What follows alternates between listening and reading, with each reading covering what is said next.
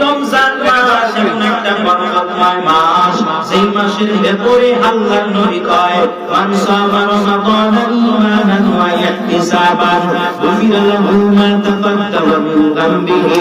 রাসূলুল্লাহ সাল্লাল্লাহু আলাইহি ওয়াসাল্লাম বলেন, পবিত্র রমজানে যে ব্যক্তি বিশ্বাসের সহিত একবার আল্লাহ পাকের সন্তুষ্টির কামনায় রোজা রাখবে, মায়ার নবী বলেন, গুফিরা লাহু মা তাকাদ্দামা মিন যামবি, তার পূর্ববর্তী সকল গুনাহ আল্লাহ ক্ষমা করে দিবেন। এরপরে আল্লাহর পয়গম্বর বলেন, ওয়া মান কামা রমাদানা ঈমানান ওয়া ইহতিসাবান গুফিরা লাহু মা তাকাদ্দামা মিন যামবি।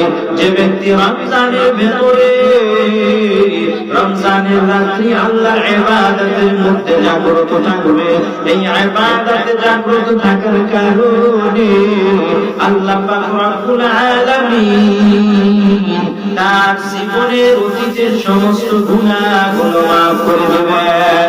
আল্লাহর নবী বলেন, ওয়া মান কামা লাইলাতুল কদরি ঈমানান ওয়া ইহতিসাবান গুফিরা লাহু মা তাকাদ্দামা মিন যামবি।